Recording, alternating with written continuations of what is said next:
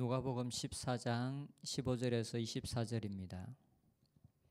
함께 먹는 사람 중에 하나가 이 말을 듣고 이르되 무릇 하나님의 나라에서는 떡을 먹는 자가 복되도다 하니 이르시되 어떤 사람이 큰 잔치를 베풀고 많은 사람을 청하였더니 잔치할 시각에 그 청하였던 자들에게 종을 보내어 이르되 오소서 모든 것이 준비되었나이다 하매 다 일치하게 사양하여 한 사람은 이르되 나는 밭을 샀음에 아무래도 나가 보아야 하겠으니 청컨대 나를 양해하도록 하라 하고 또 한 사람은 이르되 나는 소 5겨리를 샀음에 시험하러 가니 청컨대 나를 양해하도록 하라 하고 또 한 사람은 이르되 나는 장가 들었으니 그러므로 가지 못하겠노라 하는지라. 종이 돌아와 주인에게 그대로 구하니 이에 집 주인이 노하여 그 종에게 이르되 빨리 시내의 거리와 골목으로 나가서 가난한 자들과 몸 불편한 자들과 맹인들과 젖는 자들을 데려오라 하니라. 종이 이르되 주인이여 명하신 대로 하였으되 아직도 자리가 있나이다. 주인이 종에게 이르되 길과 산 울타리가로 나가서 사람을 강권하여 데려다가 내 집을 채우라. 내가 너에게 말하노니 전에 청하였던 그 사람들은 하나도 내 잔치를 맛보지 못하리라 하였다 하시니라. 아멘. 예수님은 어제의 본문에서 잔치에 대한 말씀을 하셨습니다. 그리고 예수님은 잔치를 베풀 때에는 가난하고 어려운 사람들을 초청해라. 그러면 의인들의 부활 시에 너희들에게 가품이 있을 것이다 라고 말씀하셨습니다. 그래서 이 말씀을 들은 사람 중에 한 사람이 예수님께 이렇게 말합니다. 15절에 함께 먹는 사람 중에 하나가 이 말을 듣고 이르되 무릇 하나님의 나라에서 떡을 먹는 자는 복되도다 하니. 예수님께서 부활 시에 가품이 있을 것이다 라는 말을 들었을 때 아마도 이 사람은 자신은 당연히 이 의인들의 부활에 포함될 것이다. 그래서 하나님 나라의 잔치에 참여할 것이다 라고 생각하였던 것 같습니다. 이 말을 한 사람이 누구인지 정확하게 알 수는 없지만 지금의 이 자리가 14장 1절에 보면 바리새인의 지도자가 예수님을 자기 집에 초청한 것을 보았을 때 이 사람 역시 그 사람에게 초대를 받았던 것 같습니다. 이 사람 역시 바리새인일 가능성이 높고 그리고 어느 정도 인정을 받는 사람이었던 것 같습니다. 그리고 아마도 이 사람은 자신들이 유대인이기 때문에 당연히 하나님의 잔치에 하나님 나라의 잔치에 참여할 것이다 라고 생각을 하였을 것입니다. 그들은 선민의식으로 가득 차 있었기 때문에 자신들이 유대인이라는 신분만으로도 구원을 받을 것이라고 생각하였습니다. 그런데 이것은 단지 지금 말을 하고 있는 사람뿐만 아니라 지금 그의 말을 듣고 있는 예수님과 함께 식사 자리에 앉아 있는 많은 사람들의 대부분의 사람들의 생각이었을 것입니다. 그래서 예수님은 오늘 본문 말씀을 통해서 먼저 청함을 받았던 유대인들, 그들이 실제로는 하나님의 잔치에 참여하지 못할 것이다. 그리고 너희들이 스스로 그 잔치를 거절하였다라고 말씀하고 있습니다. 어떤 사람이 잔치를 베풀었습니다. 그리고 많은 사람들을 초청했습니다. 그 당시에 잔치를 열면 두 번의 초청이 있었습니다. 첫 번째는 잔치를 열기 전에 우리가 이러한 때에 잔치를 엽니다. 이곳에 참석해 주십시오라고 먼저 사람들에게 초청장을 보냅니다. 그리고 이 초청에 응한 사람들을 대상으로 잔치 당일날 이제 잔치가 열렸으니 이 잔치에 참여해 주십시오라고 다시 종들을 보내 초청합니다. 오늘 본문의 이 초청은 바로 두 번째 초청입니다. 그래서 지금 종들을 보내 초청을 받은 사람들은 이미 그 전에 초청장을 받고 그 초대에 응한 사람들입니다. 그런데 그 초청에 응했던 사람들이 각자의 핑계를 대면서 그 초청에 응하지 않고 있는 것을 볼 수가 있습니다. 첫 번째 사람은 밭을 샀다는 것입니다. 지금 밭을 사러 가는 계약을 하러 가는 것이 아니라 자기가 이미 밭을 샀는데 그 밭이 어떠한지 다시 보러 가겠다라는 것입니다. 그리고 두 번째 사람은 소 5겨리를 샀는데 시험하러 간다는 것입니다. 소 5결이는 소 10마리를 말합니다. 아마 상당한 부자였던 것 같습니다. 사야 할 소가 어떤지 보러 가는 것이 아니라 이미 소를 샀는데 그 소를 시험하러 간다는 것입니다. 그리고 세 번째 사람은 결혼을 하였기 때문에 가지 못하겠다라고 말합니다. 아마도 결혼한 지 오래되지 않은 사람이었던 것 같습니다. 잔치는 보통 밤에 열려지기 때문에 아내 혼자 두고 밤에 갈 수가 없다라고 말하는 것 같습니다. 근데 이 사람들은 이미 청함을 받았던 사람들이고 이미 응했던 사람들입니다. 그런데 이런저런 핑계를 대면서 잔치에 참여할 수가 없다라고 말합니다. 그런데 이 청함을 받았던 사람들, 이 잔치에 참여하기를 거절하는 사람들의 반응을 보면 이들은 어쩔 수 없는 일 때문이 아니라 그들의 마음이 그 잔치에 참여하기를 원치 않고 있다라는 것을 볼 수가 있습니다. 첫 번째 사람은 이렇게 말합니다. 첫 번째부터 세 번째 사람으로 나아갈수록 사람들의 마음의 태도 속에서 완악함이 드러나고 있습니다. 첫 번째 사람은 18절에 아무래도라고 붙이면서 아무래도 나가 보아야 하겠으니 청컨대 나를 양해하도록 하라라고 하면서 비교적 공손하게 말합니다.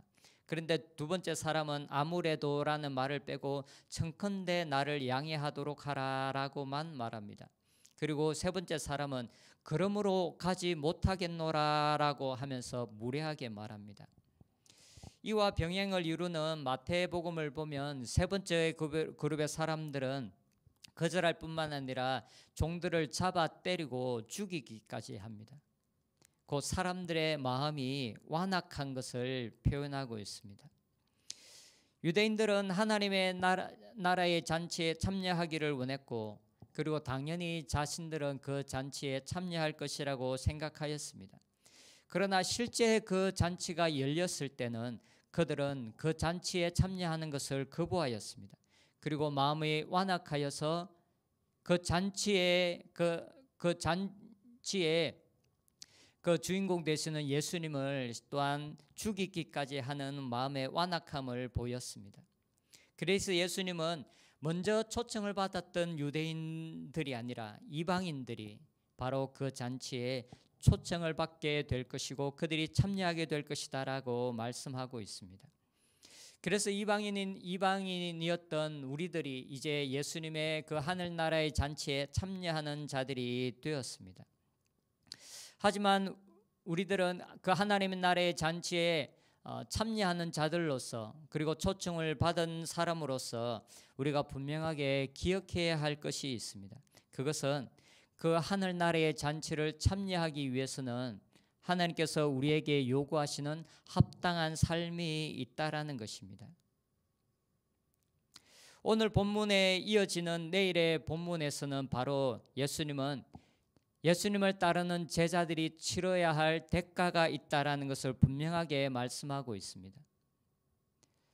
자기 십자가를 지고 그리고 자기를 부인하지 않는 자들 그리고 자기의 모든 것들을 포기하지 않는 자들은 예수님의 제자가 될 수 없다라고 말하고 있습니다. 곧 하늘나라의 잔치에 참여할 수 없다라는 것을 말씀하고 있습니다. 그리고 오늘 본문과 병행을 이루는 마태복음 22장의 잔치 비유를 보면 이 잔치에 참여한 사람들의 이야기가 나옵니다. 그런데 사람들이 잔치에 참여했는데 예복을 입지 않은 사람들이 있습니다.